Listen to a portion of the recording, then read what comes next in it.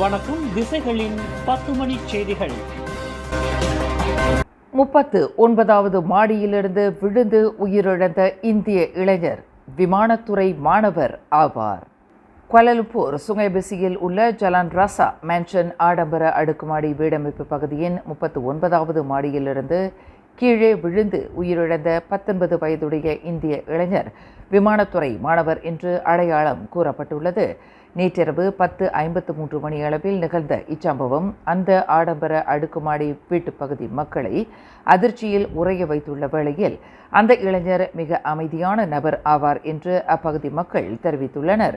38வது மாடியில் வசித்து வந்த அந்த மாணவன் படிக்கட்டு வாயிலாக 39வது மாடிக்கு சென்றது மற்றும் படிக்கட்டு கண்ணாடி உடைக்கப்பட்டது முதலிய காட்சிகள் அங்கு பொருத்தப்பட்டுள்ள ரகசிய கேமராவில் பதிவாகியுள்ளது. அந்த மாணவனின் இறப்பை திடீர் மரணம் என்று போலீசார் வகைப்படுத்திய போதிலும் அது குறித்து பல கோணங்களில் விசாரணை நடத்தப்பட்டு வருவதாக தெரிகிறது. இதுவரையில் அந்த மாணவனின் மூத்த சகோதரியிடம் போலீசார் வாக்குமூலம் பதிவு செய்துள்ளனர். 39வது மாடியிலிருந்து விழுந்தபோது கீழே நிறுத்தி வைக்கப்பட்டிருந்த காரின் மீது விழுந்ததால் அந்த மாணவனுக்கு தலையில் பலத்த காயம் ஏற்பட்டுள்ளது. சவ பரிசோதனைக்காக சடலம் சான்சலர் துவான்கு மொஹ்ரேஸ் மருத்துவமனைக்கு கொண்டு செல்லப்பட்டுள்ளது. மாணவனின் குடும்பத்தினர் கூறுகையில் அவருக்கு காதலி யாரும் இல்லை என்றும் மிக அமைதியானவர் என்றும் கடந்த சில தினங்களாக அவரிடம் மாறுதலுக்கான எந்தவொரு அறிகுறியும் காண முடியவில்லை என்றும் தெரிவித்துள்ளனர்.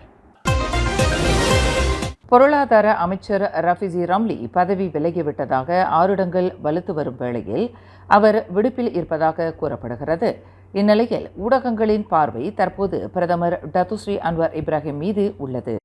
இன்று ஏப்ரல் 30ஆம் தேதி ரஃபிசி ரம்லி அமைச்சரவை கூட்டத்தில் கலந்து கொள்ளாதது தொடர்பில் தற்போது பல்வேறு ஆருடங்கள் வலுத்து வருகின்றன. PKR கட்சியின் தொகுதி தேர்தலில் இயற்கை வளம் மற்றும் சுற்றுச்சூழல் அமைச்சர் நிக் நஸ்மி நெக் அஹ்மத் தோல்வி கண்டது தொடர்பில் கட்சியின் துணைத் தலைவரான ரஃபிசி ரம்லி வெளியிட்ட ஒரு செய்தி இதற்கு காரணமாக இருக்கலாமா என்றும் கூறப்பட்டு வருகிறது. போலீஸ் படை தலைவர் தான்ஸ்ரீ ரசருடின் ஹுசேன் அனுப்பியதே போல் அனுப்பப்பட்டுள்ள ஒரு மின் அஞ்சல் உள்ளடக்கத்தை யார் அனுப்பியது என்பது குறித்து போலீஸ் துறை தற்போது தீவிரமாக ஆராய்ந்து வருகிறது. அந்த மின் அஞ்சலை அனுப்பிய நபர் அதற்கு பொறுப்பேற்க வேண்டும், இல்லையேல் சட்ட நடவடிக்கைக்கு ஆளாக நேரிடும் என்று புக்கிட் அமான் போலீஸ் தலைமையகம் தனது மறுபதில் அனுப்பி எதிர்வினையாற்றியுள்ளதாக குற்றப்புலனாய்வுத்துறை இடைக்கால இயக்குனர் டத்தோ முகமது ஹஸ்புல்லா அலி தெரிவித்துள்ளார். பினாங்கு ஆளுநர் துன் அஹ்மத் ஃபுசி அப்துல் ரசாக்கிற்கு இன்று பிரியாவிடை அளிக்கப்பட்டது. கடந்த 2021ஆம் ஆண்டு மே 1 தேதியிலிருந்து பினாங்கு மாநிலத்தின் 8வது ஆளுநராக பதவி பொறுப்பை ஏற்ற துன் அஹ்மத் ஃபுசியின் பதவி தவணை காலம் இன்று ஏப்ரல் 30ஆம் தேதியுடன் நிறைவு பெற்றது. இதனை ஒட்டி பினாங்கு முதலமைச்சர் சவுகன் யோ தலைமையில் நடைபெற்ற பிரியாவிடை நிகழ்வில் மாநில தலைமைத்துவ கேந்திரம் முழுவதுமே ஆளுநர் துன் அஹ்மத் ஃபுசிக்கு நன்றி பாராட்ட கடமைப்பட்டுள்ளதாக குறிப்பிட்டார். துன் அஹ்மத் ஃபுசியின் சேவை காலம் 4 ஆண்டுகள் என்ற போதிலும் பினாங்கு அரசையும் மக்களையும் வழி நடத்திய சிறந்த சேவை மிக்க ஒரு தலைவர் என்று முதலமைச்சர் புகழாரம் சூட்டினார்.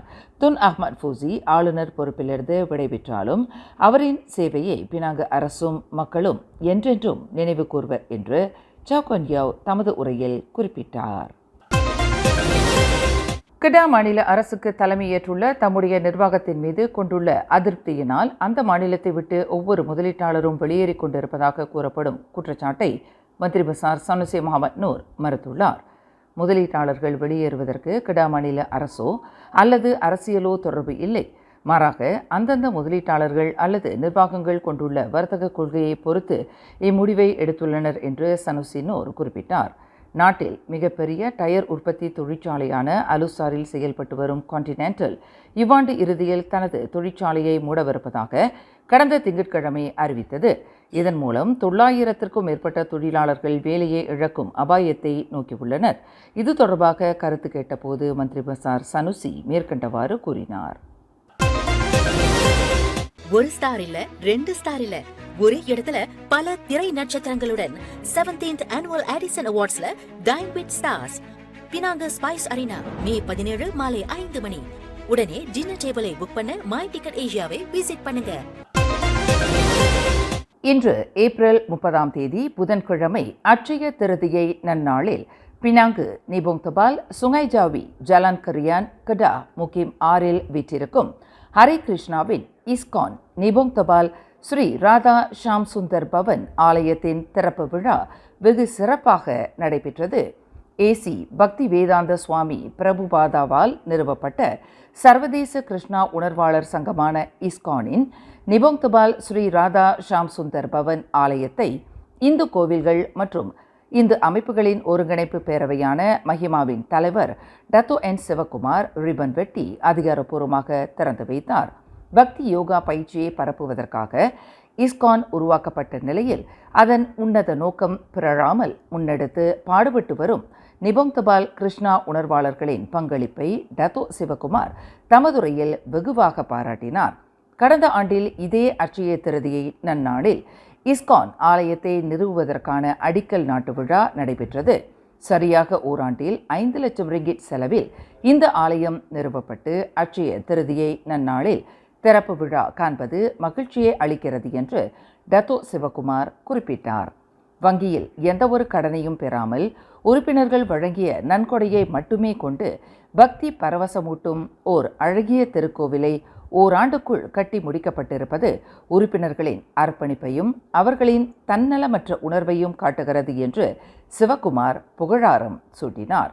ஓர் அழகிய ஆலயத்தை நிறுவுவதில் வெற்றி கண்டுள்ள பானு சுவாமி மகாராஜ் அவர்களுக்கும் அவர் தலைமையிலான பொறுப்பாளர்களுக்கும் தமது பாராட்டையும் வாழ்த்துக்களையும் தெரிவித்துக் கொள்வதாக டத்தோ சிவகுமார் தமதுரையில் குறிப்பிட்டார். முன்னதாக பகவான் ஸ்ரீ கிருஷ்ணரின் திருவருளை தாங்கிய பக்தி பரவசமூட்டும் பஜன் பாடப்பட்டது.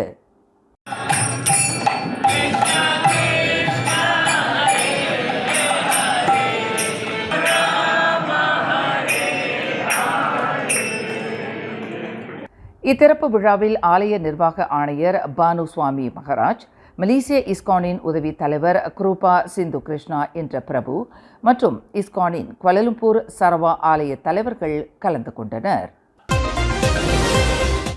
தலோ இன்தான் பத்தா அரபிக் தமிழ் பள்ளி மாணவர்களின் பாதுகாப்புக்கு முன்னுரிமை அளிக்கும் வகையில் 2 லட்சம் ரிங்கிட் நிதி ஒதுக்கீட்டில் அப்பள்ளியின் தரம் மேம்படுத்தப்பட்டுள்ளது. தலோ இன்தான் நாடாளுமன்ற உறுப்பினரும் வீடமைப்பு ஊராட்சித்துறை அமைச்சருமான ngா கோமிங் மற்றும் பாசே பிடாமார் சட்டமன்ற உறுப்பினர் உ கஹ்லியாங்கும் இணைந்து பத்தா ரபிக் தமிழ் பள்ளிக்கு 2 லட்சம் ரிங்கிட்டை ஒதுக்கீடு செய்து பள்ளியின் தரத்தை உயர்த்தியுள்ளனர். இரவு நேரமாக இருந்த போதிலும் நல்ல வெளிச்சம் தரும் வகையில் புதிய விளக்குகள் பொருத்தப்பட்டதன் வாயிலாக பள்ளி தற்போது பிரகாசமாக உள்ளது. வாகனங்களின் வேகத்தை குறைப்பதற்கு சாலையின் இரு பகுதிகளிலும் வேக வரம்பு மேடு அமைக்கப்பட்டுள்ளது. தெளிவாக பார்க்கும்படி சாலை கோடுகள் இடப்பட்டிருப்பதுடன் அறிவிப்பு பலகையும் பொருத்தப்பட்டுள்ளன. மாணவர்கள் சாலையை கடப்பதற்கு இரு பகுதிகளிலும் ஜெப்ரா கோடுகள் இடப்பட்டுள்ளன. மாணவர்கள் கடக்கும்போது அவர்களின் பாதுகாப்பை உறுதி செய்வதற்கு பாதுகாப்பு வேலி கம்பிகள் அமைக்கப்பட்டுள்ளன. இந்த திட்டங்கள் யாவும் பத்தா ரபிக் தமிழ் பள்ளி மாணவர்கள் நீண்ட காலமாக எதிர்நோக்கி வந்த பாதுகாப்பு பிரச்சினைக்கு தீர்வை ஏற்படுத்தி இருக்கிறது. அது மட்டுமின்றி தங்கள் பிள்ளைகள் பள்ளிக்கு பாதுகாப்பாக சென்று வருவதற்கு பெற்றோர்களுக்கும் ஆசிரியர்களுக்கும் நம்பிக்கையை ஏற்படுத்தியுள்ளதாக ngா கோமிங்கும் வு கஹ்லியாங்கும் ஓர் அறிக்கையில் தெரிவித்துள்ளனர். அண்மையில் வெளிவந்த 5ஆம் படிவ தேர்வில் தமிழ் மாணவர்கள் 10-13 ஏக்கள் பெற்ற செய்தியை படித்து மகிழ்ந்திருக்கும் வேளையில் நம்மவர்கள் 1 கோடி வெள்ளி போதைப்பொருள் கடத்தலுக்காக தடுப்பு காவலிலும் கொலை குற்றத்திற்காக சிறை செல்லும் செய்தியும் பெரும் தலைக்குடிவை ஏற்படுத்தியிருப்பதாக முன்னாள் சுகாதாரத்துறை துணை அமைச்சர் தான் ஸ்ரீ குமரன் இன்று வேதனை தெரிவித்துள்ளார். மக்கள் தொகையில் இந்திய சமுதாயம் 12 விழுக்காடாக இருந்தபோதே சமுதாயத்தின் சமுதாய நலன் பேண அகில மலாயா தமிழர் சங்கம், அகில மலாயா திராவிடர் கழகம், தமிழ் இளைஞர் மணிமன்றம், தேசிய நிலநிதி கூட்டுறவு சங்கம், இந்து இளைஞர் இயக்கம், இந்து சங்கம், இந்து தர்ம மாமன்றம், சைவ சமய பேரவை என நூற்றுக்கணக்கான சமூக சமய அமைப்புகள் உள்ளன. மில்லியன் கணக்கான ரிங்கிட் செலவழித்து சமுதாய நலன் பேண மாதந்தோறும் கல்வி உட்பட பல சமூக நிகழ்ச்சிகளையும் சமய விழாக்களையும் நடத்தி வருகின்றன. ஆனால் போதை பழக்கத்திலும் போதைப்பொருள் கடத்தலிலும் கொலை கொள்ளைகளிலும் ஈடுபட்டு தூக்கிலிடப்படுவதும் சிறை செல்வதும் தமக்கு பெரும் மனக்கவலையை ஏற்படுத்துவதாக உள்ளது என்று மயிகா முன்னாள் உதவி தலைவருமான தான் ஸ்ரீ குமரன் குறிப்பிட்டார். மலேசிய மக்கள் தொகையில் 6.5 விழுக்காடாக குறைந்திருக்கும் நிலையில் தங்களை அழைத்து கொண்டு குடும்பத்தினருக்கும் தலைக்குனிவை ஏற்படுத்தும் இத்தகைய குற்றவாளிகளின் செயல்களுக்கான காரணங்கள் கண்டறியப்பட வேண்டும். அவர்களை நேர்வழிப்படுத்த அரசாங்கத்துடன் இணைந்து அரசியல் சமய இயக்கங்கள் முன்வர வேண்டும் என்று தான்சி குமரன் கேட்டுக்கொண்டுள்ளார். கடந்த ஞாயிற்றுக்கிழமை பினாங்கு புக்கிட் மர்தாஜாம் செரோ தோக்கூனில் உள்ள ஒரு கொட்டகையில் தனது நண்பரை கத்தியால் குத்தி கொலை செய்ததாக நம்பப்படும் 70 வயது முதியவருக்கு 7 நாள் தடுப்பு காவல் அனுமதியை நீதிமன்றத்திலிருந்து போலீசார் பெற்றுள்ளனர். இந்த கொலை தொடர்பில் விசாரணைக்கு உதவும் வகையில் சம்பவம் நிகழும் போது உடன் இருந்த சந்தேக நபர் உட்பட 5 கைது செய்யப்பட்டனர். அவர்களில் 4 விடுவிக்கப்பட்ட நிலையில் 70 வயது நபரை மட்டும் தடுத்து வைப்பதற்கு அனுமதி பெறப்பட்டுள்ளதாக செபராங் பிராய்த்தங்கா மாவட்ட போலீஸ் தலைவர் ஹெல்மி ஆரிஸ் தெரிவித்தார். சம்பந்தப்பட்ட நபர் மாச்சாங் புபோக்கில் பிடிபட்டதாக அவர் குறிப்பிட்டார். இச்சம்பவத்தில் கொலை செய்யப்பட்ட 63 வயது நபர் சம்பவ இடத்திலேயே உயிர் இழந்ததாக ஹெல்மி ஆரிஸ் குறிப்பிட்டார். மேலும் செய்திகளை தெரிந்து கொள்ள கீழே இருக்கும் பெல் பட்டனை அழுத்துங்கள். உங்கள் மகிழ்ச்சியை வெளிப்படுத்த லைக் மற்றும் ஷேர் செய்யுங்கள். தொடர்ந்து திசைகளோடு இணைந்திருக்க சப்ஸ்கிரைப் செய்யுங்கள்.